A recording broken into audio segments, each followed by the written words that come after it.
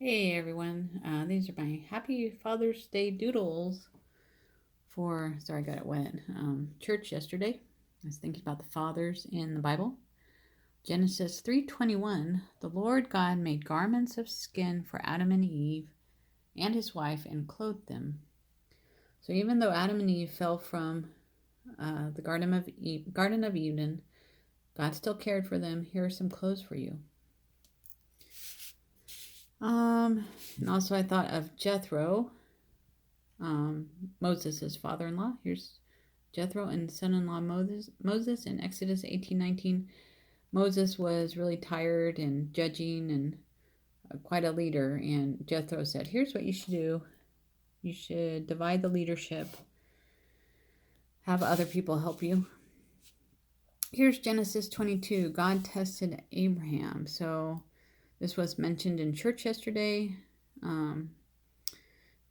This is Abraham and Isaac. And God told Abraham to sacrifice his child. And what did Isaac think? He's probably like, oh no. But then God said, stop. Here is a ram for you. So I'm not really sure why God had wanted Abraham to sacrifice Isaac. It's similar to Jesus being sacrificed, God's only son, but a ram was put in the place, and Isaac didn't need to do that. Other Father's Day ideas. God prepared a fish for Jonah.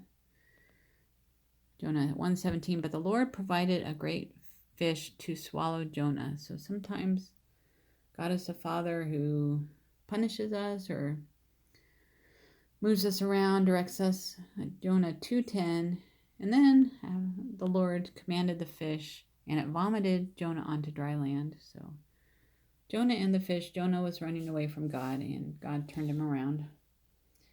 I don't have internet where I am right now, but I know there's verses. We cry, Abba, Father, or Adonai, Abba, loving Father.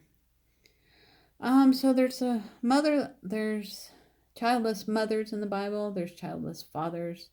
Samson's mother and father and mother.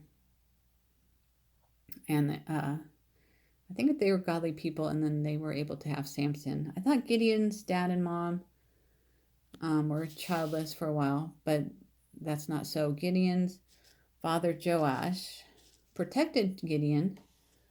In Judges 6:25, they said, the townsmen said, bring out Gideon, and he must die for tearing down Baal's altar. And Joash's dad said, no, Gideon's not going to die because he did that. So he protected his son.